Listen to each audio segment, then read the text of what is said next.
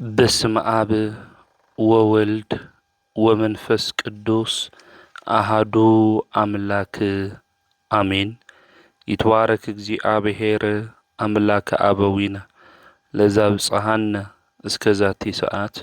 قدمو خلو لعلو خلو نبزا ساعات زيازب صحنا نيابوتاتنا ناي قدوسان أملاك ناتناون أملاك قدوس እግዚአብሔር سمو استخبرن استمسجنن يخون اما املاك ولاديت املاك قدست قدوسان دنجل ماريام سلفصوم ادونتا سلفصوم خبرن مسجانان يبصحيا خمؤون قدوسان ابوتاتنا قدوسان اديتاتنا بستوهاوم خبر متن كله مسجانا يبصحيوم ክርስቶስ ተንሥአ እሙታን በአብይ ኃይል ወስልጣን አሶሮ ለሰይጣን አግዓዞ ለአዳም ሰላም እሚዜሰ ኮነ ፍስሐ ወሰላም ብትንሣኤኡ ትንሣኤና ዘአውጀልና ከሙታን ድማ በኹሩ ኾይኑ ብዝተንሥአ ብጐይታናን መድኃኒትናን ኢየሱስ ክርስቶስ ፍጹም ሰላም خمي تصنحو خمي تخونو سلام እግዚአብሔር مسخلاتكم يخون انقوا نصادقو إيوب عمتاوي كبر بعال بسلام أبصحكم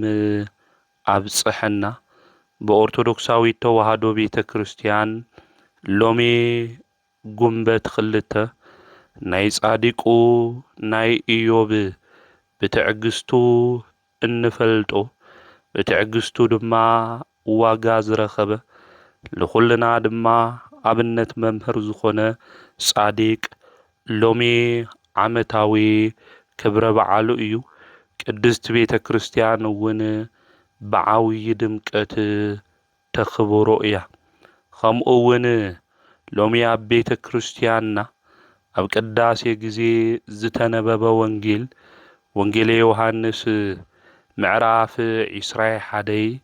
كاو قصر حدا جميرو ايو اي تمرتنا رأسي زخون ون مربخوم نابي مان دبريو كترخوي اخوم بزبليو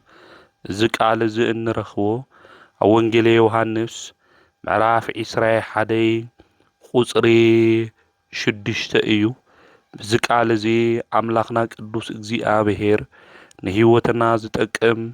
نعانا دما زربح قالو نكمهرنا قدوس فقادو يخونلنا نسو مدحانيت ኢየሱስ ክርስቶስ ندق مزامرتو نسالساي غزي خمز تገለጸሎም መጽሐፍ ቅዱስ ይነግረና እዩ አውዚ አወንጌል ዮሐንስ معراف إسرائيل حدي قصر حدكنا نببن تلنا ويتانا نسو مدحانيتنا إيسوس كريستوس ندق أمزامرتو نمجلجلتي أردايه نزخونو عبد أبريادوس بحريتقا خمز تجلس اللوم مصحف قدوس ينجرنا إزي مدحانيت زخونه هيوتنا نايتن ساينا بخري نزموتو خلو نزهرسو خلو نايت نسائي بخري عواج زتناغر مدحانيت نسو إيسوس كريستوس نسال ساي غزيد دك مزامرتو زتغلص اللو عبد أبريادوس بحري تقايو ويتانا مدحانينا إيسوس كريستوس عبد أبريادوس بحري تقان دك مزامرتو نمنتايو تغلصو اندحريلنا دليتهم زفص ملو علتنا معالتي سلازخون ايو دحرزي زبلنا مصحف قدوس كنا نببنتلنا ኢየሱስ ንደቀ መዛሙርቱ ኣብ ጥቓ ባሕሪ ጥብርያዶስ መሊሱ ተገለጸሎም ብዚ ኸምዚ እውን ተራእዮም ስምዖን ጴጥሮስን ዶዲሞስ ዝብልዎ ቶማስን ኣብ ገሊላ ካብ እትርከብ ካብ ቃና ዝኾነ ናትናኤልን ደቂ ዘብዴዎስን ክልተ ካልኦት ካብ ደቀ መዛሙርቱ ሓቢሮም ነበሩ ጎይታና መድኃኒና ኢየሱስ ክርስቶስ ንዚአቶም ክግለጸሎም እንተሎ ሸውዓተ ደቀ መዛሙርቱ ከም ዝነበሩ እዮም መጽሓፍ ቅዱስ ዝነግረና። አቀድሙ እቲ ጎይታ አምላኽና ንሱ መድኃኒት ኢየሱስ ክርስቶስ ኣብ ገዛት ዓጺዎም ንዝነበሩ ደቀ መዛሙርቱ ዝተዓጸወ ልቦንኦም ምእንቲ ክኸፍተሎም ከም ዝተገለጸ ኣብ ዮሐንስ ወንጌል ምዕራፍ 19 ከምኡውን ምዕራፍ 20 ይነግረና እዩ። መድኃኒት ንሱ ኢየሱስ ክርስቶስ ኣብ ዝተዓጸወ ገዛ ደቀ መዛሙርቱ እናሃለው ፈሪሖም ንአይሁድ ገዝኦም ዓጺዎም ኣብ ዝነበሩሉ ጊዜ ኣፍታ ናይ መጀመርታ መዓልቲ ንሱ ተገሊጸሎም እዩ። ዮሐንስ ወንጌል ምዕራፍ 20 እታ ናይ መጀመርያ ጎይታ ደቀ መዛሙርቱ ዝተገለጸላ ዓለትና እዋን ይነግረና እዩ። እቲ መበል ኻልኣይ ጎይታ ንሱ መድኃኒት ኢየሱስ ክርስቶስ ንደቀ መዛሙርቱ ዝተገለጸሎም ኣብ ዮሐንስ ወንጌል ምዕራፍ 20 ቁጽሪ 20 ድማ ይነግረና እዩ። ዳግማይ ንሱ መድኃኒት ኢየሱስ ክርስቶስ ንደቀ መዛሙርቱ ከም ዝተገለጸ ይነግረና። መበል ሳልሳይ ግን ንሱ ጎይታ መድኃኒት ኢየሱስ ክርስቶስ ዝተገለጸ ኣብ ጥብርያዶስ ባሕሪ እዩ። ከመዝ አስተርአየሙ ኢየሱስ ጎይታና ንሱ መድኃኒትና ኢየሱስ ክርስቶስ ንደቀ መዛሙርቱ ተገለጸሎም። እንደገና ካእበ ይዝብለና እንደገና ንሱ መድኃኒት ኢየሱስ ክርስቶስ ተራእዮም ንሱ ክግለጸሎም እንተሎ ግን እቶም ደቀ መዛሙርቱ ሸውዓተ እዮም ነይሮም። እዞም ደቀ መዛሙርቱ እዚኦም ድማ ብሓደ እናሃለው መድኃኒት ንሱ ኢየሱስ ክርስቶስ ተገለጸሎም። በተለይ ስምዖን ኢልና እንጽውዖ ናይ ሐዋርያት ሊቅ እንብሎ አቦና ቅዱስ ጴጥሮስ ንዞም ደቀ መዛሙርቱ እዚኦም ከምዚ ኢልዎም ነይሩ።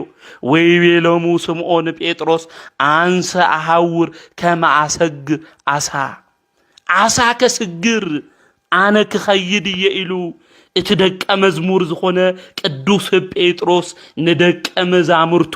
ኣብቲ እዋን እሱ ንዝነበሩ ተናገሮም። አነ ዓሳ ከስግር ክኸይድ ይበሎም። ንሳቶም ድማ ንሕና እውን ምሳኻ ክንኸዲና ንሕና እውን ምሳኻ እንታይ ክንገብር ኢና ክንኸዲና ኢሎም ተናገርዎ።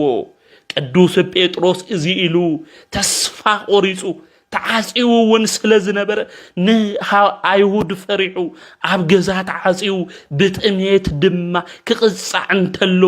እቲ ናብራ ናይ ገዛ ምዕጻው ክኸብዶ እንተሎ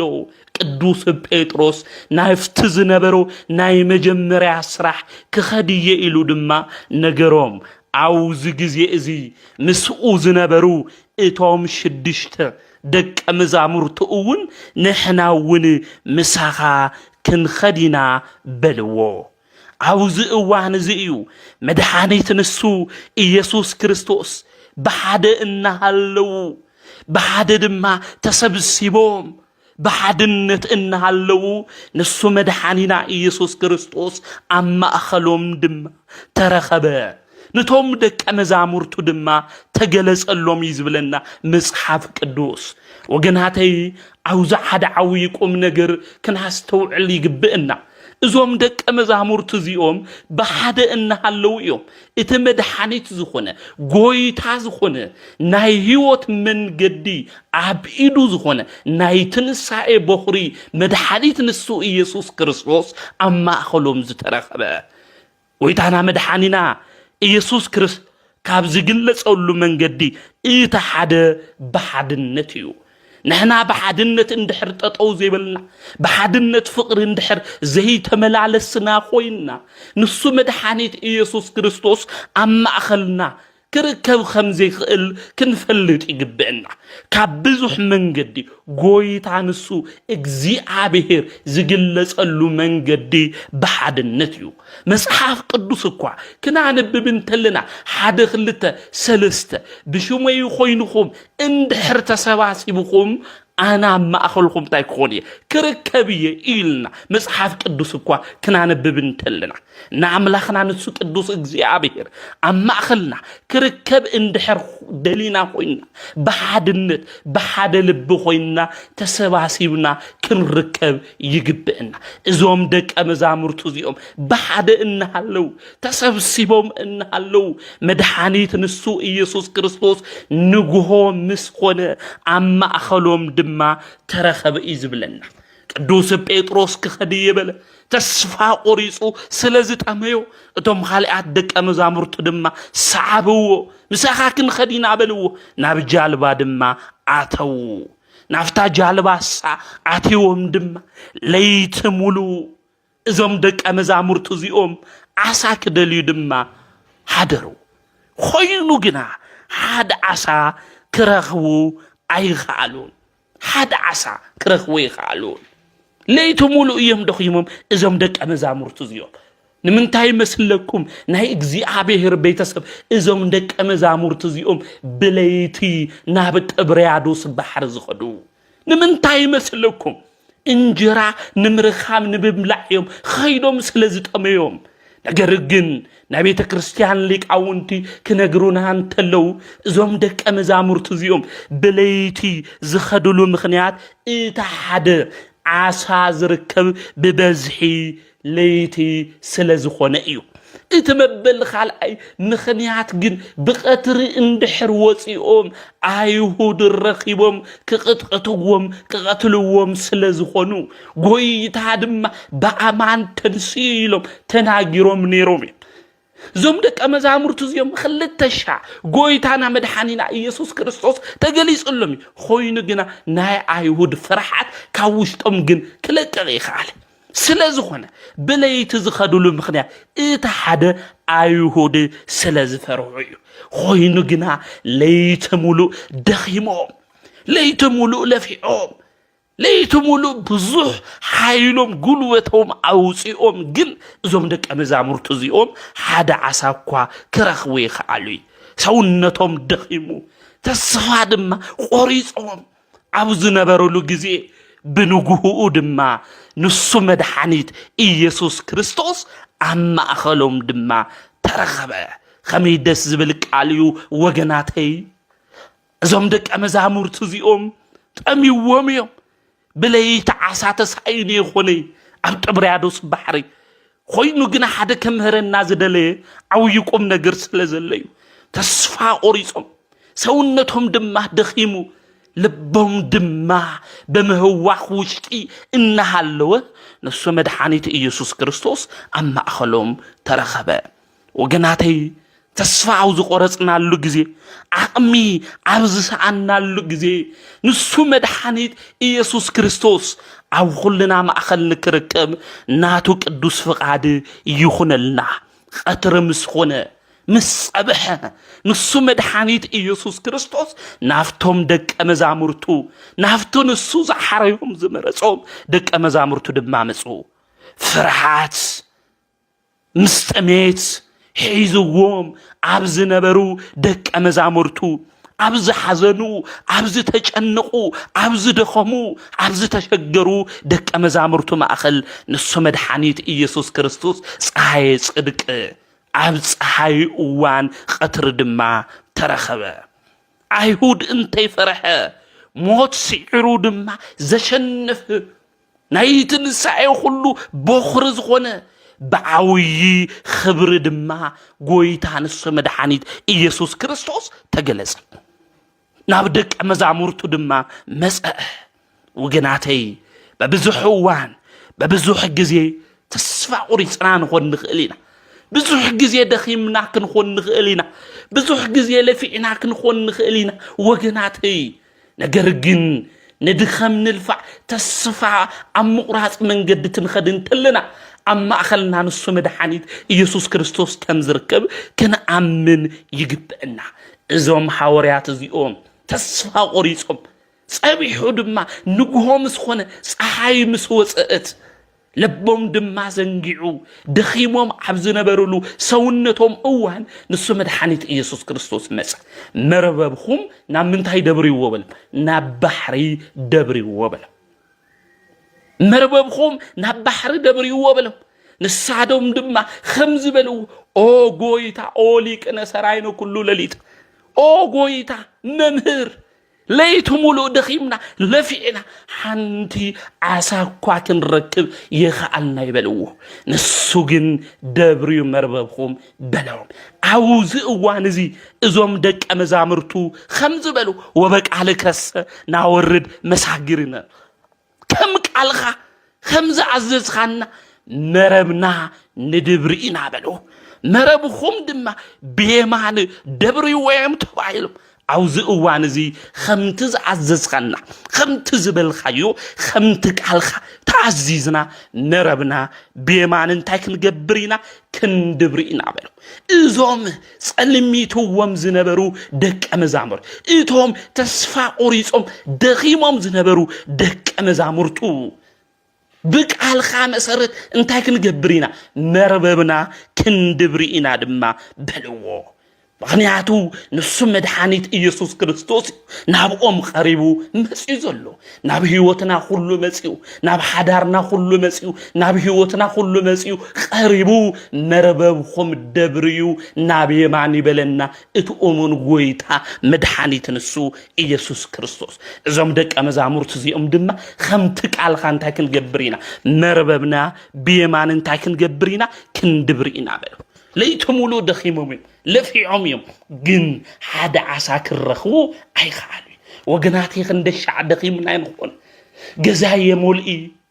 نابرا يستخاخلي حداري يسمري تمرتي دم يساخ إلني عوصي نجري خلو البركة يخوني خندئي وان إلنا نخون وجناتي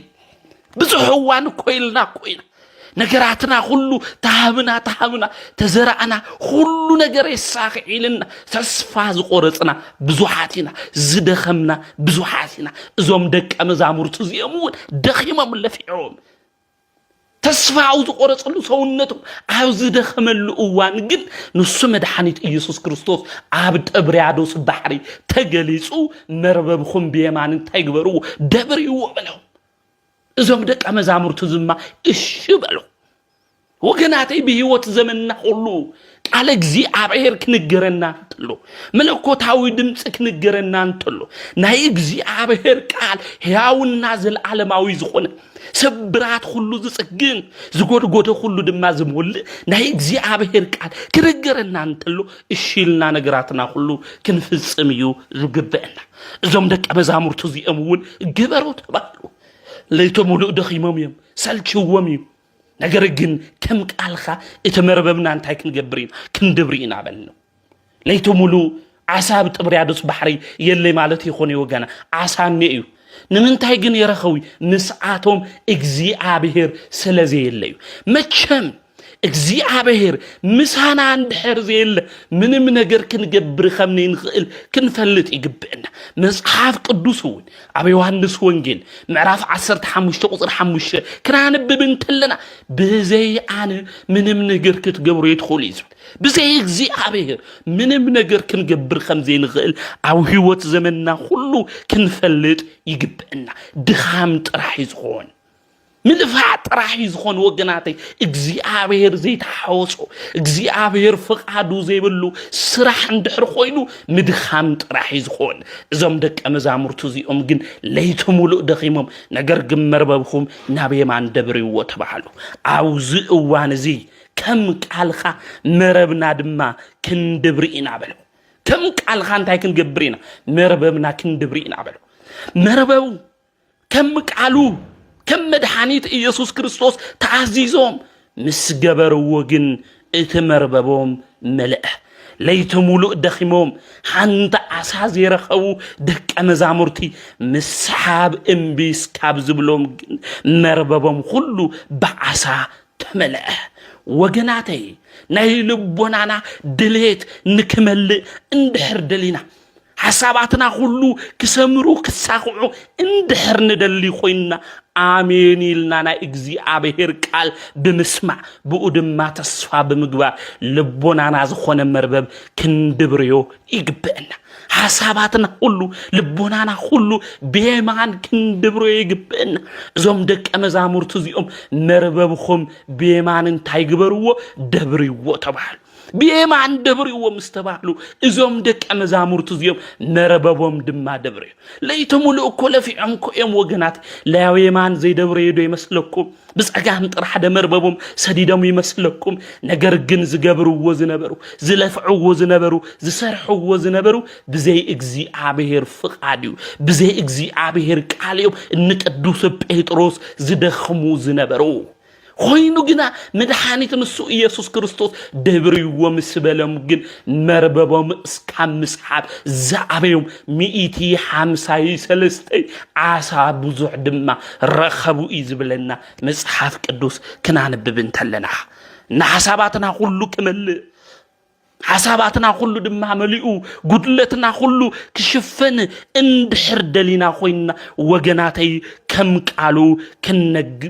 كنبر يقبئنا ناتنا دليت زمل ناتنا موصع مراد كمل كستخاخل اندحر دلينا خوينا كم قالوا إنا كنبر زقبئنا وجناتي عاوز عالم زك نبر تلنا بزح قدلت يزلنا قدلت زي بلو ما نميلن عب حدار بلنايو عو تمرت بلنايو كوتاس بنريهم زلنا شجرات الناس أجمعت بزح قدلت يزلنا إذا قدلت إذا خلقن كمل اندحر دلينا قلنا قالوا آمين لنا سمعنا كن إزازي قبئنا بيمان دبري وتبعلو يمان زتبعل أملاكاوي تأزازيو وجناتي بأملاكاوي تأزاز اندحر تقوعيزنا قوينا آمين إشيئلنا قالوا أخبيرنا بهوت زمننا كله نقوعاز اندحر قوينا أبيوتنا ملو زقودولنا قدلتات كلهم بإجزي عبهر سأجا محرتنا شرنت كمل خمز خئت كنأمنيو زقبئنا إزوم دك أمزامور تزيهم بيمان دبري وتبعل بيمان دبريهم دما إتسئينو موزنبرو عاسا انتا جورزهم دك أمزامور تزيهم رخبو يمان زتبهال خالي دنجل مارياميا نصحاف قدوس كنا نببن تلنا مزمور داويت معراف 44 وطرت الشعانتا كنا نبب تلنا وتقوم نقست بيمانك اتا نقست بمنتاي تقوم يا بيمان تقوم يا إزولنا نصحاف قدوس مرببنا ناي فقر مرببنا زخونه حساباتنا زخونه مربب زخونه بيمان زتبهالت بدنجل مريم بكل ويم بللتو كندبريو يقبئنا نقراتنا كله قدلتنا كله بمنتعيو لملائلنا بزوح قزي حاسبنا بزوح قزي وسئنا ديبنا عينا هو قناتي قن كنملو إيقالنا حساب ترحينا من يخذ قدلتو حاسبو كم ولئ لخاله سجماتو شجرو حاسيو كملو كاستخاخلو زخاله كلنا كوم استخاخال أبينا وجناتي كلنا كوم ملا أبينا يو بزوح نجرنينا أوشتنا زحزنا يو كمل الناس جبا الناس حسونا يوم بزوحات قدلتات إلنا يو خوم دوكيماس قدلتنا خلو بنايا عمالادنت نكمل إلنا بيمان بناي دنجل مريم قال كده بدنجل مريم عمالادنت بيمان كلنا حساباتنا كله كندبري يقبئنا دوكيماس أو يوحنس ونجيل معرف خلتنا نببو نجراتو كله وينو كله توديو تجانيو حزينو نيرو نجرجن دوكيماس قدلتو بدنجل مريم عمالادنتي تمليو وجناتي قدلتنا عنا كله أو يوتنا زلو تسفاز قرصو سلماتات زبالو قدلتنا كله بمبيتاچن قدستك بكيدان مهرت أما لادنة الناس قلود زيابهر أملاك نكمل قلنا ناتو قدس فقاد يخون لنا ناي زيابهر منبر زخونت مكنيات الدين إلنا النسوع أما أملاك بيزاوي كل عالمنا النسوع عدينا قدسان دنجل مريم بيمانيات ركب مرببكم بيمان دبريو خمزة بحالو كل كله نحناون بيمان بزلا بقدسة قدوسان بدنكل مريم عمالادنت آمين مربب لبنا قدلت كله نكمولا نأملخنا نكزيابهير قدوس فقاد يكون لنا بركة سجا بركة نفس إن ركب بأي وجناتي بركة سجا بركة نفس اتهب اما املاك ولادي تعملاك قدست قدوسان دنجل مريم يا سماياوي زخونه مجب ذهبتنا زعدلتنا كو نسعيا نزي ابهرياقوس وبانتزي نابيكي ونا ودسكي بزي مخنيات دما نمسغنكينا نودسكينا نبلا لزيو مبلع صدق يوخنا ناي هيوت انجرا زخونه انبلعو يوخنا ناي هيوت مستدما عديل خنا سلازخونه دنجل مريم تاين غبركينا نمسغنكينا زبل ابهرياقوس نزي اب قداسي مريم ناوغناتي مبلع صدق ذهبتنا اما املاك قدست قدوسان دنجل مريم سماياوي مغبي ذهبتنا دنجل مريم سغاوي مغبي زغودلنا هيوتنا كله دما غويتان سو مدحانيت يسوع كريستوس مئنتك عدلنا بيمان مرببنا كندبري يغبئنا بقال كيدانا كنا امن يغبئنا بصلوتا كنا امن يغبئنا بمالادنتا اميننا بيمان ابزلا دنجل مريم خوينا ناملاخنا قدوس እግዚአብሔር ለሚና ናይ ስጋም ናይ ነፍስም بركت كله نكنركب نأملخنا نأجزي أبيهر قدوس فقاد يخوننا خالي مرببكم بمنتهي دبري ويم تبعيد بيمان دبري ويم تبعيد وجناتي بيمان زتسقل فياتاوي زيمان كنا حسوي جبنا ويتانا نسو مدحانيد يسوع كريستوس ندهنة تعلم أنا نكاد حننا أمسك العو جلوجوتا أو كرانيو تسقيليو نسعرك أنو خوينو نخلنا دم على بيسنا نسو نايشو خليل جرو نخلنا نهيوت أكلي هبنا نسو إيدنا إيدو إغرونا إيدو تشنكيرو نخلنا دم كما إسرهات كبدل كبدياولوس مئسار دم نخلنا كنوت صغيرنا نزي مدحانيت نسو يسوع كريستوس أب كرانيو تسقيلو أب زنبرلو غزي غص أكوان كنريو كنبهغو من الملك عولي عبز تبهللو غزي تنبيت إساياس معرف 53 كنا هنببن تلنا زنغرنا زي افتقو هنسو اب إلت عرب اتو بيمان زتسقل فيها تاوي زيمان انتايل تذكرن اغزيو باوست منغستك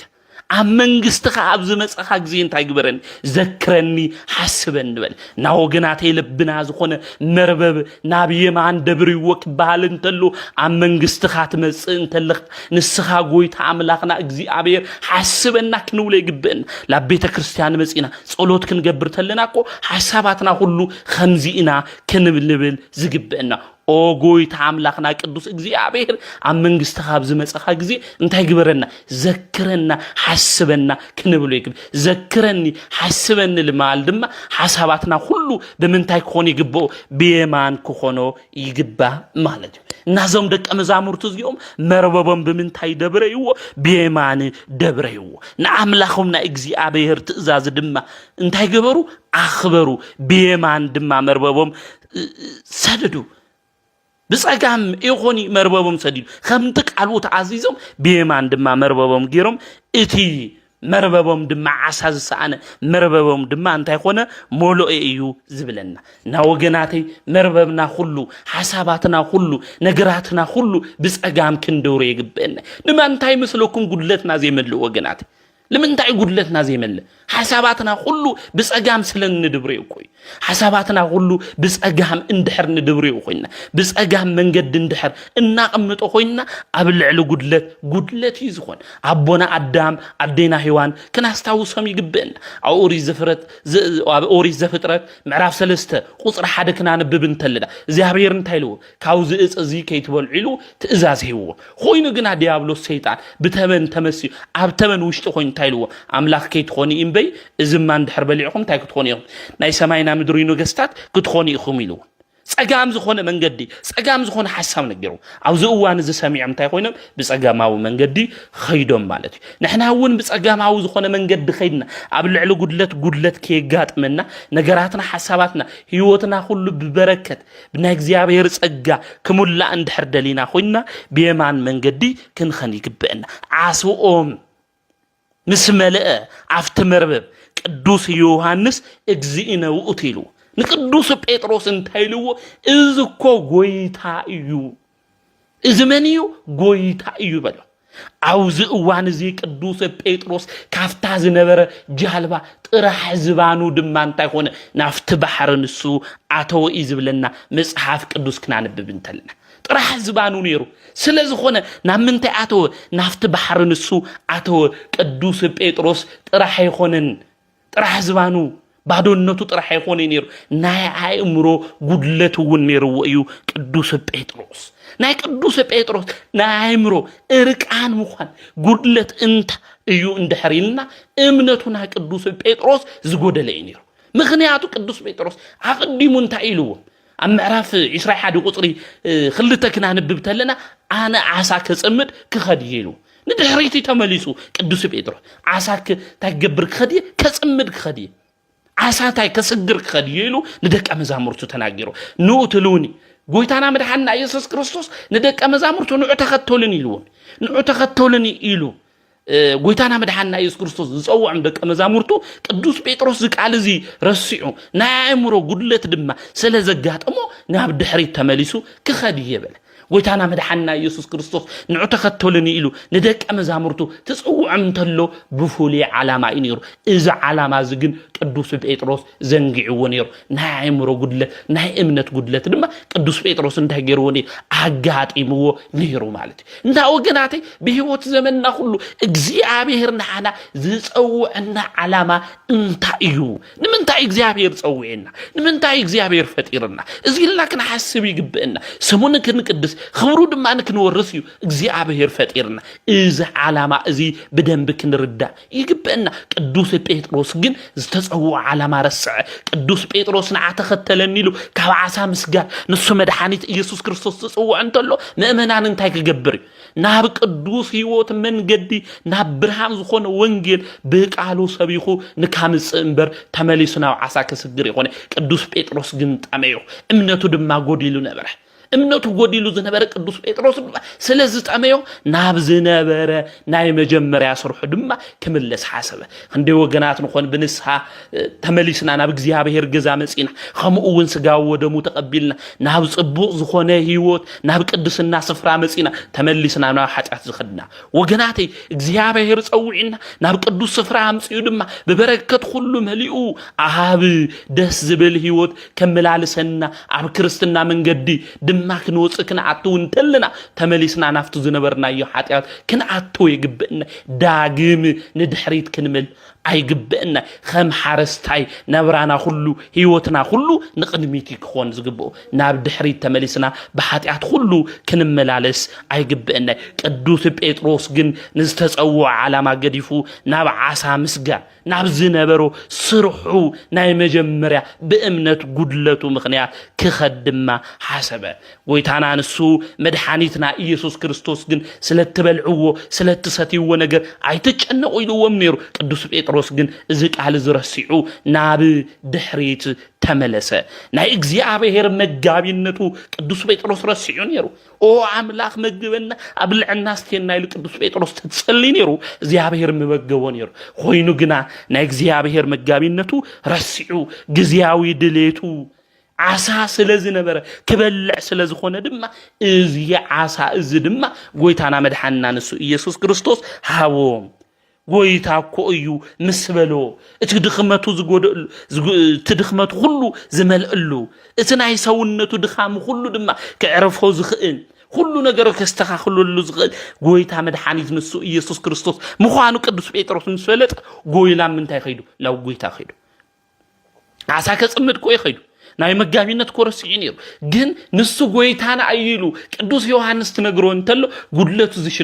ዝሽፍነሉ ሁሉ ነገር ድማ ከመልእሉ ዝኽእል አምላክ ጎይታ ንሱ ጥራሕ ምዃኑ ስለለአመነ ጥራሕ ዝዋኑ እንሃሎ ለምንታይ ኸይዱ ላው ጎይታ ኸይዱ ና ወገናተይ ኣብ ህይወት ዘመንና ሁሉ ጉድለትና ከመልእልና ዝኽእል ናብራና ካሳካዕልና ዝኽእል ነገራትና ሁሉ ድማ ክባርኸልና ዝኽእል የባረኺ ዝበለና ገንዘብና ሁሉ ክባርኸልና ዝኽእል ህይወትና ክባርኸልና ዝኽእል ጥዕናና ክባርኸልና ዝኽእል ሁሉ ነገርና በበረከት ከመልእልና ንኽእል ንሱ ጥራሕ አምላክ ቅዱስ እግዚአብሔር ምዃኑ ፈሊጥና ሃም ቅዱስ ጴጥሮስ ናብኡ ክንኸድ ይግብእና ናብ ገዝኡ ክንመላለስ ይግብእና ቃሉ ድማ ክንሰምዕ ይግብእና ድሕርዚ ንሱ ጎይታና መድኃኒና ኢየሱስ ክርስቶስ ዝብላዕኒ እኩም ደበሎ ዝብላዕኒኩም ዶ ምሳሕኒኩም ዶ ንምሳሕ ንብላዕ ድማ ኢሉ ነቶም ደቀ መዛሙርቱ ሓተቶም አፍቲ ዓሳ ውሽጥ ግን ዝተሰናድእ ማዕድ ከም ዝነበረ መጽሐፍ ቅዱስ ይነግረና እዩ ዝተሰናድእ ንሳቶም ዓሳ አውፂና አብሲልና ክንበልዕና እዮም ኢሎም ነገር ግን እግዚአብሔር አፍቲ ባሕር ውሽጥ እሱ ዘዳለው በሐው ድማ በሐው ዝበሰለ ምግብ ድማ ምን አዳልዩ ነሩ እግዚአብሔር አዳልዩ ነሩ ወገናተይ በምንም ነገር እግዚአብሔር ክንሐሙ ይንኽእልን بمنم نجر لإግዚአብሔር ክንጠርጥሮ ይንኽእልን ምክንያቱ ሁሉ ዝኽእል አምላኽ ጎይታ እግዚአብሔር ስለዝኾነ ቅዱስ ጴጥሮስ ጠሚና ዓሳይሉ ተኸድ እንተሎ ካብ ባሕር ግን እግዚአብሔር ምግቢ አዳልዩ ንሱ እግዚአብሔር ጸንሐ عم مدرك بلعيلو قدوس بيتروس كحسب انتلو እግዚአብሔር ድማ አባሕሪ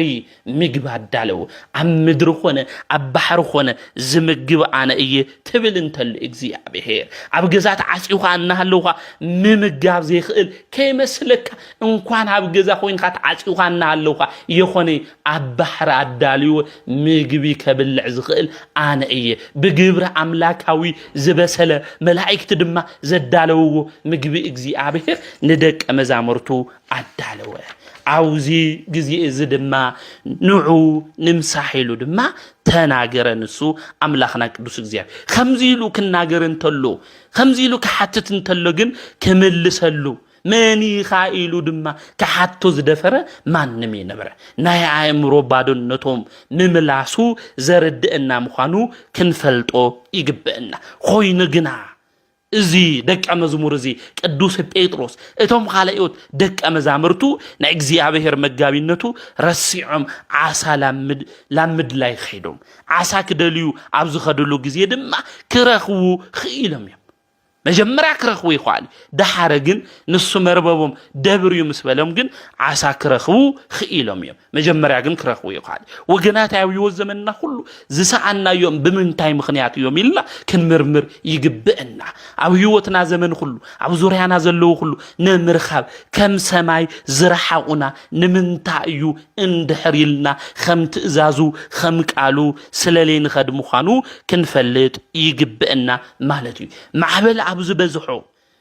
አብዙ በዝሖ ባሕሪ እዞም ደቀ መዛሙርቱ እዚኦም እንታይ ገይሮም እዮም ዝመልአ መርበብ ዓሳ ክረኽቡ እግዚአብሔር ገይርዎ ለምንታይ ገይሩ እግዚአብሔር በቃሉ ስለዝተዓዘዙ መጀመሪያ ግን ክረኽቡ ይኽአል በቃሉ በመንገዱ በእግዚአብሔር መንገዱ ሁሉ ክጓዓዙ ስለለይኽእሉ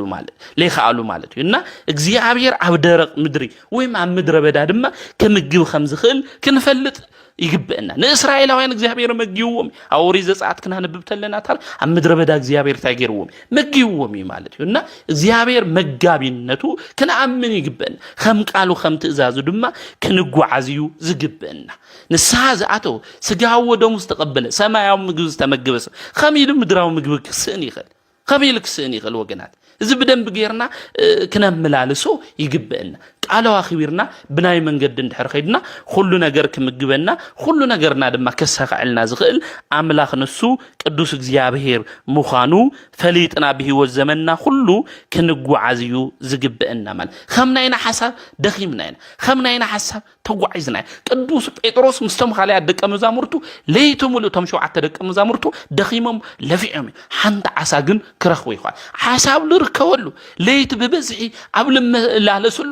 መርበቦም ሓደ ዓሳ ክረኽቡ ይኽአል ምክንያቱ ከም እግዚአብሔር ፍቃድ ከም እግዚአብሔር ሐሳብ ስለለይኸዱ ማለት እዩ በህይወት ዘመንና ሁሉ ብዙሕ ደኺምና ብዙሕ ተመላሊሰና ክኸውን ወክስተኻኸል ነውይና ብዙሕ ነገር ሞጊትና ኢና ወግነ ዞም ነገራት እዚኦም ግን ክኾኑ ይኽአሉ ዞም ነገራት እዚኦም ክኾኑ እንድሕር ደሊና ኮይና ከም ቃሉ ክንጓዓዝ ይግበአና ከም ቃሉ መርበብና እንድሕር ደርቢና ግን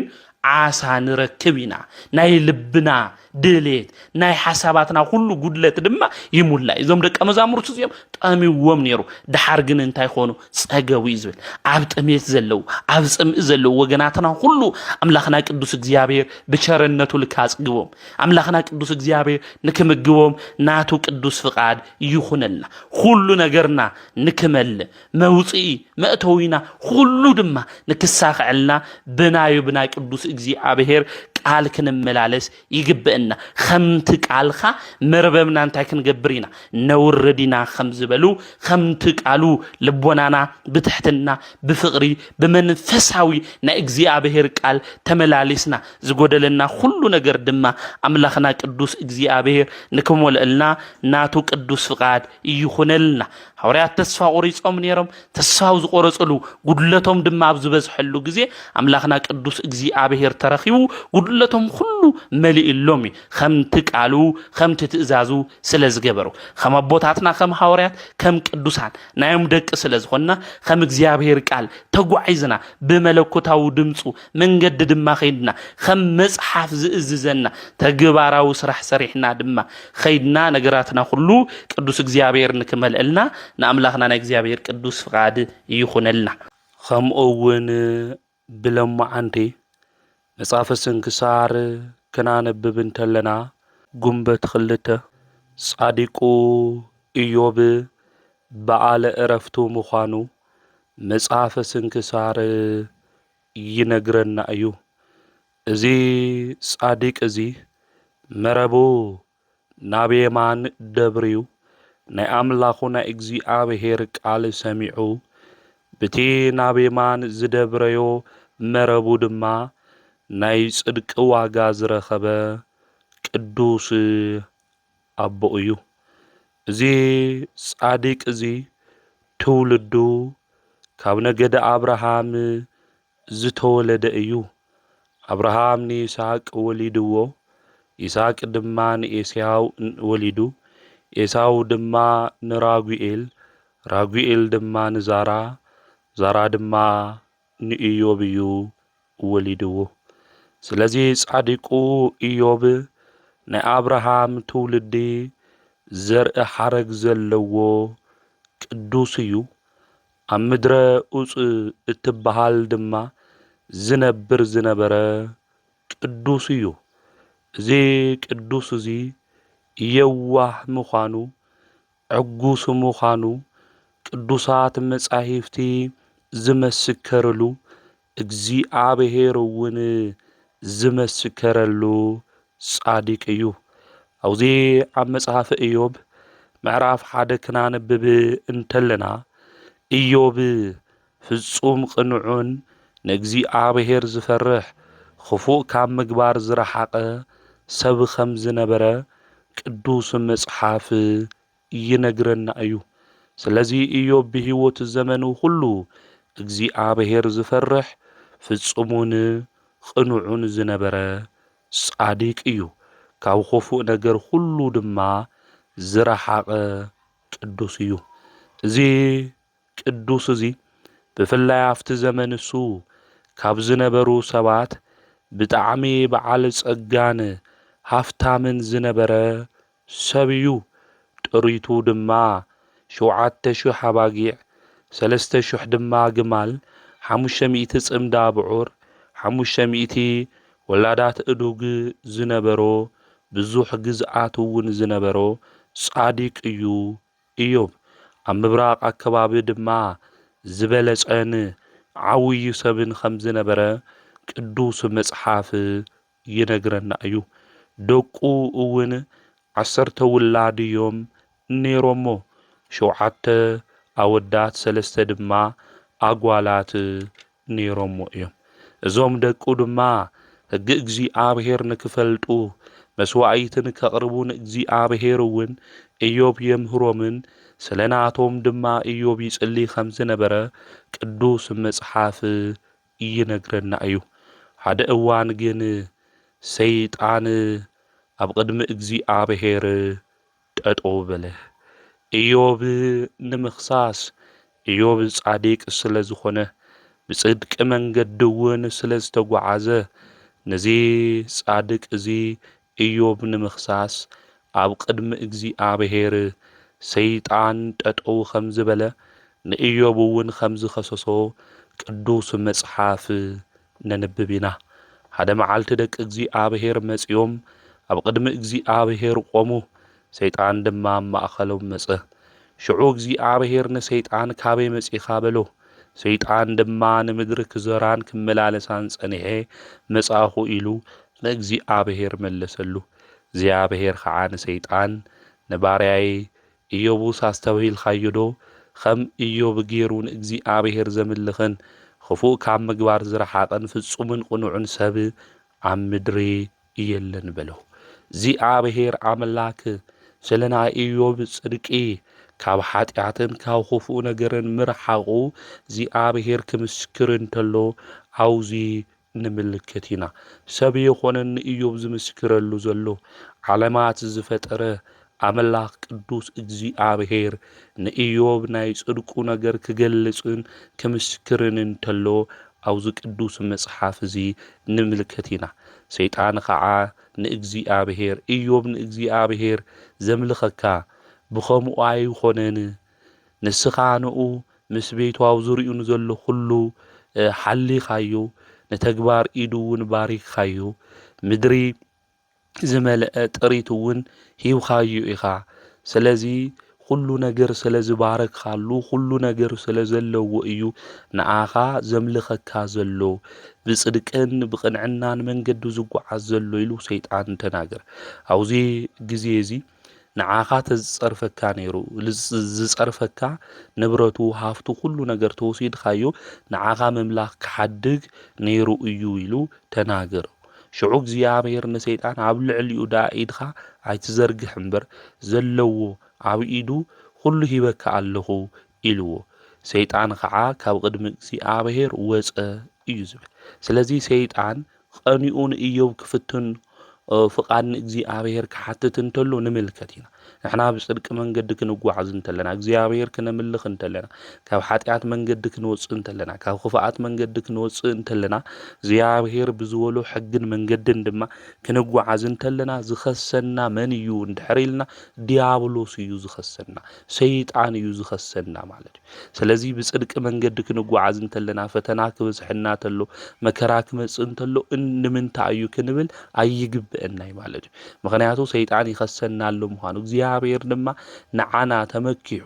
ባባና እምነትና ጽንዓት ርዩ ድማ ኣምላኽና ቅዱስ እግዚአብሔር እዚኦምማ ደቀይ ንሰይጣን ከሕፍሩ እዮም ኢሉ እውን ክኾን ይኽእል እዩ። ስለዚ ኣብ መከራና ግዜ ኣብ ሽግርና ፈተናና ግዜ ለኣምላኽና ንእግዚአብሔር እንታይ ክንገብር የብልናይ ክነማረር ይግብአና። ብሂወት ዘመና ኩሉ ጸላኢና ዝኾነ ጥንቲ ጸላኢና ዝፍትነና መን እዩ እንድሕር ኢልና ዲያብሎስ እዩ። ናቦና ንኢዮብ እውን ኣብዚ ግዜ እዚ ክፍትኖ እንተሎ ንምልከት ኢና ማለት እዩ። ስለዚ ፈተንኡ ዝጀመሮ ብምንታይ እዩ እንድሕር ኢልና ሃፍቱ ጥሪቱ ኩሉ ናይ ኢዮብ እዞም ኣሽሓት እዚኦም ብዙሓት ሃፍቱ ዝነበሮ ብሓንቲ ግዜ እንታይ ኮይኑ ንክጠፍእ ገይሩ እዩ ማለት። ኣቐዲሙ ንደቁ ይኾነ የጥፊኡ ንደቁ ተጥፍኦም ነይሩማ ደቀይ እኳ ጠፊኦም ሃፍተይ ተጠፍአ ታይ ዋጋ እኒእዎ ኢሉ ኢዮብ ክናገር ነይሩ እዩ። ኣቐዲሙ ግን ዘጥፍኦ ሃፍቱ ንብረቱ ክንደይ ዘመን ዘጥረዮ ክንደይ ዘመን ድማ ምስኡ ዝነበረ ንብረቱ በሙልኡ ብሓደ ግዜ ሰይጣን ኣጥፊእዎ እዩ። ንሕና ንእሽተይ ነገር ክጎድለና ተለኮ ንእግዚአብሔር ኣምላክ እኮ ነማረር ኢና። ኢዮብ ግን እንታይ ኢሉ እግዚአብሔር ሂብኒ እግዚአብሔር ድማ ወሲድዎ ኢሉ ስሙ ይባረኽ ኢሉ ንእግዚአብሔር ኣምላኹ ኢዮብ እንታይ ገይሩ ኣመስጊኑ። ንሕና እውን ዝኾነ ነገር ክጎድለና እንተሎ ሰሪሕና ሰባት ክክሕዱና ክኾኑ ይኽእሉ ኢና ሂብና እዮም ሰሪሕና እውን ብዙሕ ጎደሎታት ክህልወና ይኽእል እዩ። ዝጠፍአና ነገር ክህሊ ይኽእል እዩ። ነገር ግን ለኣምላኽና ቅዱስ እግዚአብሔር ንምንታይ ዝጌርካዮ ኣነ ነመስገንሁ ኣነ ነዘመርኹ ኣነ ናብ ገዛኻ ነመጻኹ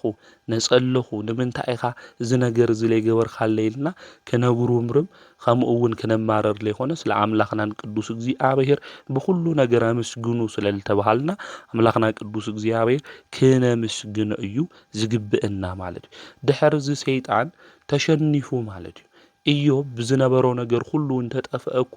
ንኣምላኹ ቅዱስ እግዚአብሔር እንታይ ገይሩ ኣመስጊኑ እዩ። ብድሕሪኡ ንደቁ እቶም ኣወዳትና ኣጓላት 10 ደቁ ኣብ ዓብዪ ሓወም ገዛ ይበልዑ ይሰትዩ ስለ ዝነበሩ ብርቱ ዓውለ ንፋስ ካብ በረኻ ኣምፂኡ እንታይ ኮይኖም ደቁ ኣብኡ ሞይቶም እዮም ማለት 10 ደቁ መጀመርያ ካልኣይ ሳልሳይ ረብዓይ ንበል ይኾን ይቀትሉ ብሓደ ግዜ ዓንድ ዝነበሩ 10 ደቁ ሞይቶም ማለት እዩ። ኣብዚ ግዜ እዚ መጺኦም ንኢዮብ ነገሩ ኢዮብ ተስኡ ብሓዘን ክዳኑ ቀደደ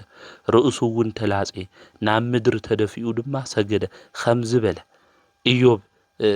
ከምስግን እንተሎ ማለት እዩ። ስለዚ አቦና ኢዮብ እግዚአብሔር ሂብን እግዚአብሔር እውን ወሲድዎ ኢሉ ተናጊሩ እዩ ማለት እዩ። ስለዚ ናይ እግዚአብሔር ሽሙ ዝተባረኸ ይኹን ኢሉ ንኣምላኹ ንቅዱስ እግዚአብሔር አመስጊኑ እዩ ማለት እዩ። ስለዚ አቦና ኢዮብ ጥራሕ ዝባነ እየ ነይረ ካብ ናይ ማህፀኑ እውን ዝወጻኹ ከዚ እውን ናብ መቃብር ጥራሕ ዝባነ እየ ዝምለስ ናይ እግዚአብሔር ሽሙ ግን ይባረኽ ኢሉ ንኣምላኹ ንእግዚአብሔር አመስጊኑ እዩ። ሃፍቱ ንብረቱ ክጠፍእ እንተሎ ውላዱ እውን 10 ክጠፍኡ እንተለው ንሕና ሓደ ውላድ ክጠፍአና እንተሎ መረረትና እኮ ብዙሕ እዩ። ኢዮብ ግን 10 ደቁ ከሞቱ እንተሎ ብሓደ ሻዕ እንዳይናይ ከቢድ ምዃኑ እንግዲህ ክንፈልጦ ክንርድኦ ንኽእል ኢና ኩልና። ስለዚ ኩሎም ክሞቱ እንተለው ንኣምላኹ ንእግዚአብሔር ኢዮብ አመስጊኑ ሰይጣን ብዝተሸኒፉ ንሳልሳይ ጊዜ ድማ ሰይጣን ፈተና ከምጽእ ኣብ ቅድሚ ናብ እግዚአብሔር እዩ ኸይዱ ማለት እዩ። ሓደ መዓልቲ ደቂ እግዚአብሔር መጽኦም ኣብ ቅድሚ እግዚአብሔር ቆሙ ሰይጣን ድማ መጽኡ ኣብ ማእኸሎም ኣብ ቅድሚ እግዚአብሔር ቆመ። እግዚአብሔር ድማ ንሰይጣን ካበይ መጺኻ በሎ። ሰይጣን ከዓ ንምድሪ ክዘራን ክመላለሳን ጸኒሕ ኢሉ መለሰሉ። ሽዑ እግዚአብሔር ንሰይጣን ንኢዮብ ባርያ ዝተብሂልካዮ ዶ ከምኡ ገይሩ ንእግዚአብሔር ዝፈርሕ ካብ ክፉእ ዝረሓቐ ፍጹምን ቁኑዕን ሰብ ኣብ ምድሪ የለን ንስኻ ብዘይ ምኽንያት ክተጥፍኦ ክፈቕደልካ ለሚንካ ንሱ ግና ከም ቀደሙ ፍጹም ኮይኑ ይነብር ኣሎ በለው። ኣምላኽ ቅዱስ እግዚአብሔር መስከረሉ ኢዮብ ከም ቀደሙ እዩ ዘመስግን ዘሎ። ሃፍቱ ንብረቱ ተጠፍአ ውላዱ ተጠፍኡ ኣምላኹ ቅዱስ እግዚአብሔር የመስግንሎ ኢሉ ንሰይጣን ተናግሮ ሰይጣን ድማ ንእግዚአብሔር ኣብ ልዕሊኡ መከራ ተተምጸሉ ነርካ ክክሕደካ ነይሩ እዩ ኢሉ ተናግሮ ኣብዚ ግዜ እዚ ሰይጣን እውን ስልጣን ተባሂብዎ ንኢዮብ ካብ ከብዲ እግሩ ክሳብ መንበስበስቱ ብብርቱዕ ቁስሊ ወቁ። እዚ ቁስሊ እዚ ብጣዕሚ ከቢድ ቁስሊ እዩ ምግሊ ዝፈሰሉ። ኢዮብ ድማ ምሕኻኽ ሰልችዎ ብዝኾነ ነገራት ሁሉ ምክንያቱ ይበልዖን ስለ የቃጽሎን ቆርበቱ እውን ብጣዕሚ መከሩኡ ይበዝሖ ስለ ዝነበረ ብደንቢ ሓኮ ምግሊ እውን ይወጾ ነይሩ። እቲ ቁስሊ እውን ዝጨን ብርቱዕ ዝኾነ ቁስሊ እዩ ነይሩ ማለት እዩ። ብገልዕ እውን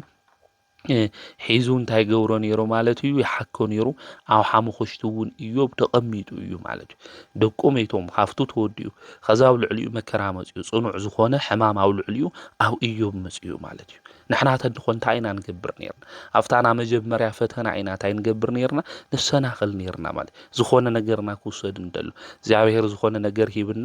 እቲ ነገር እሱ ክውሰደና እንተሎ አይ እግዚአብሔር እኮ ሃምዚ ገይሩ ነይሩ ኢልና ላመረረት ላውለ ይኾን መንገዲ ኢዮብ ግን ኣብዚ ሳልሳይ መከራ ውሽጢ እኳ ኮይኑ ኢዮብ ንኣምላኹ እግዚአብሔር እንታይ ይገብር ነይሩ? የመስግን ነይሩ። ካብ አፉ ካብ ኢዮብ እውን ክፉእ ነገር የወፀአ ነይሩ። ንሕና ንእሽተይ ሕማም ክንሓምም እንተልና ዝኾነ ነገር ኣብ ዓራት ክንወድቕ እንተልና እንታይ ኢና ነማረር? እንታይ ኢና ንብል? እግዚአብሔር እንታይ ገይረካ እግዚአብሔር ምሳኻ እንደነበርኩ እዚ ዶ ይብለካ ነበሩ ኮይኑ በልና መረረትና ኢና እናማረር። ኢዮብ ግን ዝኹሉ ፈተና ደቁስ ኢኑ ማይ ዘስትይዎ ኣብ ኣርጋኑ እውን ዝጥውርዎ ምስኡ ዝኾኑ ደቁ እኳ እንተሞቱ ሃፍቱ ንብረቱ ዝሕከመሉ ዝኾነ ነገር ዝገብረሉ ዝነበረ ሃፍቱ ኩሉ ክውዳእ እንተሎ ከዛ ኣብ ልዕሊኡ ሕማም ክመጽእ እንተሎ ኢዮብ ንኣምላኹ እግዚአብሔር የመስግን ነይሩ። ከመይ ዝበለ ትዕግስቲ እዩ ኢዮብ ነይርዎ። ነዚኣ ቤተ ክርስቲያን ትዕግስቲ ካብ ኢዮብ ተማሃሩ ኢላ እትነግረና ቅዱስ ያዕቆብ እውን ኣብ መልእኽቱና ኢዮብ ትዕግስቱ ከመይ ምዃኑ ክንምልከት ኣብ ልግብእና ዝነግረና ሐዋርያው ቅዱስ ያዕቆብ ኣብ መልእኽቱ እውን ነዚ እዩ። ንኢዮብ ፈተንኡ ብዘይኾነ ያውቀዮ ሰበይቱ እውን ፈቲናቶ እያ ንእግዚአብሔር ጽረፎሞ ኮያ ኢላቶ ሙት ኢላቶ የተምልኮ የተምስግኖ ጽረፎ ድሕር ገዲም እንታይ ከይጎድለካ እዩ ኣነ እኮ ብዙሕ ተስፋ ነይርኒ ደቂ እዚኦም ብብዙሕ መከራ ንዓይ ክኾኑኒ ኢለ ወሊደ ነይረ ነገር ግን ዞም ደቂ እዚኦም ብሓደ ሻዕ ሞይቶም ሃፍቲ ንብረት ነይርና ኩሉ ተወዲኡ ስለዚ ኣብ ልዕሊኻ እንታይ መጺካ እዩ መከራ መጺካ እዩ ስለዚ ንእግዚአብሔር ጸሪፍካ ሙት ኢላቶ ኣብ መከራይ ግዜ ምሳይ ክትኾን እያ ጠጠው ክትብል እያ ካብ ሕማመይ ካብ ቁስለይ ንክፍወስ እውን ተስፋ ክትኾን ክተጽናዕንዕኒ እያ ዝበላ ሰበይቱ ኣብዚ ግዜ እዚ መጨነቂት ንእግዚአብሔር ጽረፎ ኢላቶ ማለት እዩ። خمز زبالة نجر كواو هيوتنا يقاطمنا كوي حدا مكرا كنحلف انتلنا خالي مكرا لخونا شجر كنحلف انتلنا خالي شجر لخونا فتنا كنحلف تلنا خالي فتناكو يقاطمنا ناينا زبلنا يوم سواتكو عم مكرانا فتنانا غزي حديقومنا كخدو انتلو نملكتينا مالتي اوز غزي زون لإيوب صرفو يايلاتو صرفهم من እግዚአብሔር موت يايلاتو إيوب ግን خمزيلو ملسلا نسخي خما زراربا سنف سبيت تزاربل خمتن عايزاب خميل ختزاربيلو إيوب زناغر ازلو ካብ እግዚአብሔር ሰናይ ነገር ካብ ተቀበልና ነተመከራ ክንቀበለዶ አይግብእና እዩ ኢሉ ኣብ ልዕሊ እግዚአብሔር ብከንፈሩ አይበደለን እዩ ዝብል ቅዱስ መጽሐፍ ስለዚ ሰበይቱ ከምኡ ክትብሎ እንተላ او حق خيخ ደቀይ ሞይቶም ሃፍተይ ተወዲኡ ኣብ ልዕሊ እውን قوسل مكرا بصحن እዩ ድሕር ገዲም እንታይ ቀሪን ኢሉ ኢዮብ ክብድል ይኻለይ ንእግዚአብሔር አምላኹ እንታይ ይገብር ነይሩ የምስግን ነይሩ እዩ ኸሜል ኸሰነፍ ኮይን ኸስኺ ኸምተን አይዛው ትኾኒ እግዚአብሔር ሰናይ ነገር ክበና ተሎ ተቀቢልና ኢና እዚ መከራ ዝክመጽ እንተሎ አይንቀበልን ዲና ኢሉ ኢዮብ ተናግ በሁሉ ነገር ዘመስገነ ጻዲቅ ናይ ትዕግስት ዓዊ አቦ ንብሎ ኢዮብ ነዚ እዩ ማለት እዩ نحنا ون بهيوت زمننا እግዚአብሔር ሰናይ ነገር ክመና እንተሎ እግዚአብሔር ነመስግኖ ኮይና ዝኾነ ፈተና ነገር ክትመጽተላ ለኾነ መከራ ነገር ክትመጽተሎ ሽግር ክትመጽ እንተለጎ እግዚአብሔር አምላኽና ለምንታ ኢልና እንሙጉትና ዝይድል ቃል እንናገር ብዙሓት ሰባት እንየና ኢና ስለዚህ እግዚአብሔር ሰናይ ነገር ይብና ከነቀበል እንተለና ከምነመስግን ሁሉ ዝኾነ መከራ ፈተና ሽግር ክትመጽ እንተለው ከነመስግን ይዝግበና ዝፈተና እሱ ዝመጽና ዘሎ እግዚአብሔር ባባና ተአማሚ ተትኾን ኻም እዩ ዞም ደቀ እዚኦም አይሕፍሩን ኢሉ እግዚአብሔር ተትኾንኻ ስለዚ ፈተና መጽተሎ ሽግር ከመጽተሎ ሁሉ ነገር ክሕልፍ ንዝኽእል አምላክ ቅዱስ እግዚአብሔር እናመስግንና ተመከራት ሽግር ንክሕልፈልና ልኡ ክንልምን ብትዕግስቱ ግን ክንጽበዮ ይግብእና ማለት ፈተውቱ ኢዮብ ድሕር ዝድማ ናብኡ መጽኡ ኤልፋዝ ዝበሃል በዓል ቴማን ከምኡውን ልዳዶስ ዝበሃልና ሶፋር ዝበሃል ሰለስተ ፈተውቱ ኢዮብ መከራ በጽሕዎ እዩ ኢሎም ክሓዝኑ ከምኡውን ተጽናዕንዕዎ ሰለስተ ዕሩኽቱ ፈተውቱ ናብ ኢዮብ መጽኦም እዮም ኢዮብ እውን ዓው ኢሉ በኽዩ እዩ ከምኡውን ክዳኑ እውን ቀዲዱ ኣብ ሓመኾሽቲ ደቂሱ እዩ ነይሩ ንሳቶም እውን ምስኡ 7 መዓልቲ 7 ለይቲ ጸኒሖም እዮም ቃንዙኡ ግን ይብርትዕ እዩ ነይሩ ናይ ኢዮብ ማለት እዩ ኢዮብ ኣብዚ ግዜ እዚ ዝተወለደላ መዓልትና እዋን እዩ ኢዮብ ረጊሙ እምበር ንእግዚአብሔር አምላኹ ኢዮብ እንታይ ገበረን አያማረረን ማለት እዩ ቶም ዕሩኽቱውን መጽኦም ከጽናዕንዕዎ ኢሎም እዮም መጽኦም ነይሮም ድሓር ግን እንታይ ኢሎም ከምታ ሰበይቱ ናይ ስንፍና ቃል እዮም ተናጊሮም ማለት እዩ አምላኽ ቅዱስ እግዚአብሔር መምላኽ ገዲፉ ንአምላኹን እግዚአብሔር ተጻሪፉ ክሞት ሃም ልግብኦ እዮም ንኢዮብ እውን ነጊሮሞ ኢዮብ ግን ንኦምውን ገሲጽዎም እዩ ኣብ መወዳእታ ኢዮብ ዝተናገሮ ታዩ እንድሕር ኢልና ከምዚ ኢሉ እዩ ኢዮብ ተናጊሩ ሁሉ ምግባር ከም ትኽእልን ንትዝመደብካዮ ካብ ምግባር ዝኽልክለካ ከምዚ የለ ፈለጥኩ ይዝበ ሁሉ ነገር ክገብር ዝኽእል እቲ ዝመደቦ ነገር ሁሉ ድማ ንምግባር ዝኽልክሎ ዘየለ መን እዩ ተተባሂሉ አምላኽና ቅዱስ እግዚአብሔር እዩ ማለት ስለዚ ኢዮብ ሁሉ ነገር እዩ ተረዲኡ ማለት ቅዱስ አምላኽ እግዚአብሔር ሁሉ ክገብር ሁሉ ክሰርሕ ከም ዝኽእል አነ ድማ በደለኛ ኃጢአተኛ ያው ቅድሚኻ ንዚ ነገር ዝገበርካዩ ናይኻ ምኽንያትና እግዚአብሔር እንይካ እዩ ብዚ ነገር ዝንክሐልፍ ናይኻ ምኽንያት እንድሕር ኮይኑ ሹምካ ይባረኽ ኢሉ ተመስግን ዝነበረ ቅዱስ እዩ ኢዮብ ሰይጣንውን ፈተንኡ ሁሉ ወዲኡ እዩ ማለት እዩ መጀመርያ ሃፍቱ ኣብ ደቁ መጽኡ ከምኡውን እንታይ ኮይኑ ኣብ ልዕሊኡ መጽኡ ብሰወይቱ ከምኡውን ብዕርክቱ ፈቲኑ ኢዮብ ክወድቕን ክሽነፍን ከም ዘይኽእል እምነቱ ዝበርትዕ ትዕግስቱ ድማ ዝጸንዐ ምዃኑ ሰይጣንውን ተረዲኡ ተሸኒፉ እዩ ኢዮብ እውን ናይ መወዳእታ ቃሉ ዝተናገሩ ብዘይ ፍልጠት ንትምኽሪ ዘጽልምቶ መን እዩ ብርግጽ ኣነ ዘስተውዕልኽዎ ዘይፈለጥኽዎ ብዛዕባቲ ንዓይ እምብዛ ዘግርም ነገር ተናጊረ ኣለኹ ክዛረበካ ስምዐኒ ኣነ ክጥይቐካ ቤዛኻ ንስኻውን መልሰለይ ምስማዕ ብስምዒት እዝኒ ሰሚዐ ነይረ ሕዚ ግና ዓይነይ ረኣየትካ እዩ ስለዚ ንርእሰይ እንዕቕ ኣለኹ ኣብ ሓመድን ሓመኹሽትን ኮይነ እንስሓ ኣለኹ ኢሉ እግዚአብሔር ንኢዮብ እዚ ምስ ተዛረቦ እዩ ዝብል እግዚአብሔር ንኢዮብ ከምዚ ኢሉ ምስ ተዛረቦ ኢዮብ ተናጊሩ መልሰለይሉ ተናጊሩ እግዚአብሔር እውን ንኢዮብ መሊሱሉ እዩ መልስታቱ ሁሉ ሂብዎ እዩ ኢዮብ እውን ካብ ደዊኡ ካብ ሕማሙ አምላክ ቅዱስ እግዚአብሔር ፈዊስዎ እዩ ዝነበሮ ሃፍቱ ሁሉ ካብትና መጀመሪያ ትናይ ዳሕራዋይ አብሊጹ ሂብዎ ካብ ሁሉ ነገር እውን ባሪኽዎ ብዙሓት ደቂ እውን ንኢዮብ መልኩዓት ዝኾኑ ደቂ እውን እግዚአብሔር አምላክ ሂብዎ እግዚአብሔር ክሕሰካ ከሎ ከምዚ እዩ ብትዕግስቲ ክንጽበይ እንተለና ናይ ትዕግስትና ዋጋ እግዚአብሔር አምላክ ከምዝህበና ክንፈልጥና ክንርዳእ ይግበአና ነቶም ንኢዮብ ንክሰናኸል ዘይኮነ ቁኑዕ ነገር ቁኑዕ ዝኾነ ነገር ንከይዛረብ ዝገበርዎ ዕሩኽቱ እውን እግዚአብሔር እንታይ ኮይኑ ተቆጢዑ ነይሩ እዩ ስለዚ ስለናትኩም ኢዮብ ንክጽልየልኩም ናብ ኢዮብ ባርያይ ኹዱ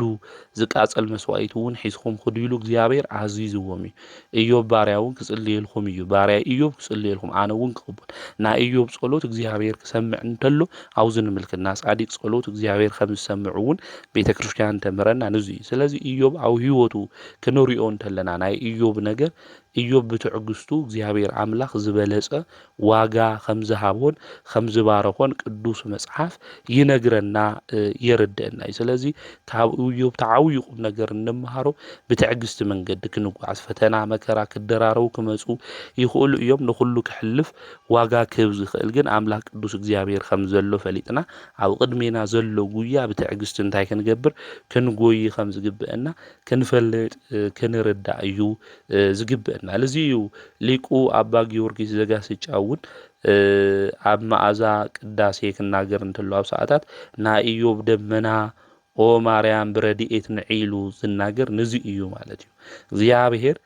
ጻዲቁ ኢዮብ ካብ ሕማሙ ክፍውሶ ምሕረት ንክህቦ ዝተገለጸሉ ብደመና ኮይኑ እዩ ድሕነት እዩ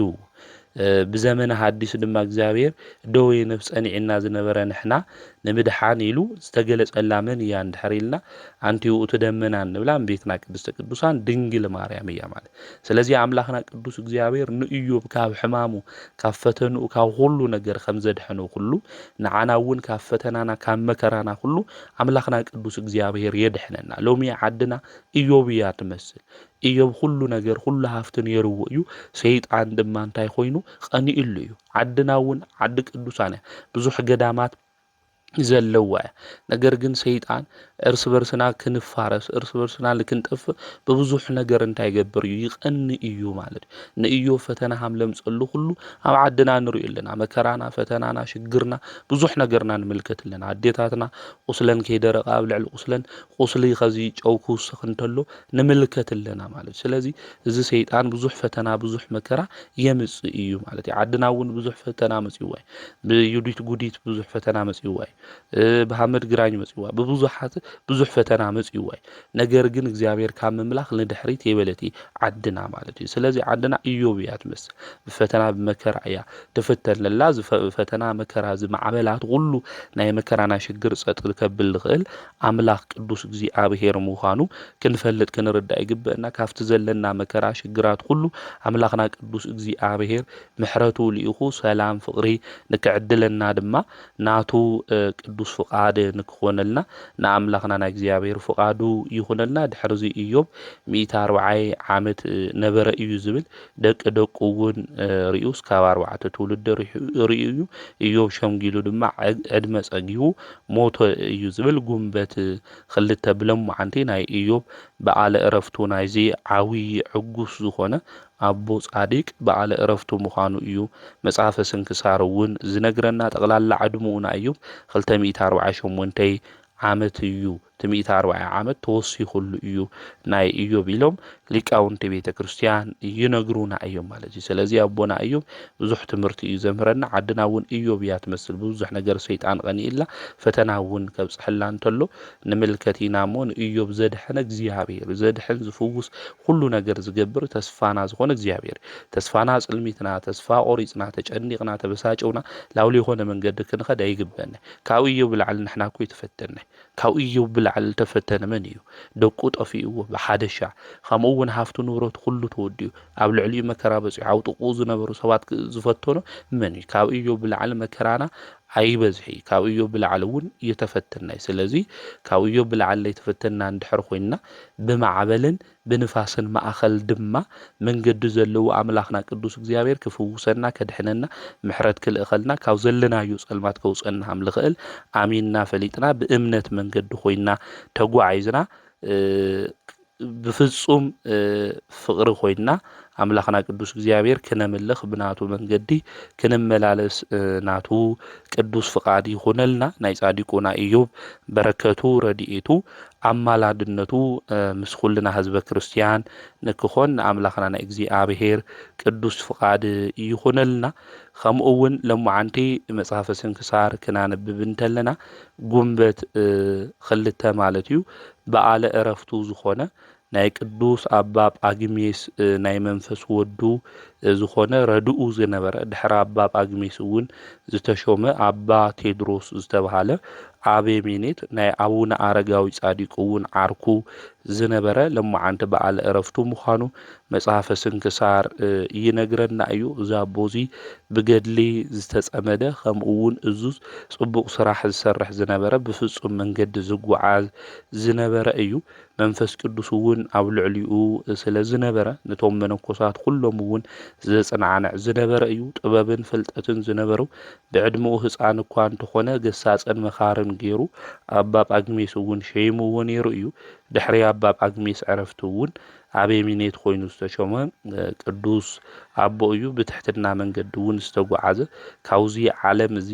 ፍትወት ሁሉ ዝና ሁሉ ዝርሕቕ ዝነበረ ሰናይ ዝኾነ ኣገልግሎቱ ዝፈጸመ ቅዱስ ኣቦ ናጻዲቁ ኣቡነ ኣረጋዊ ድማ ዓርኮም ዝነበረ ቅዱስ እዩ። ብሎማዓንቲ በዓለ ዕረፍቱ ምዃኑ መጽሓፈ ስንክሳር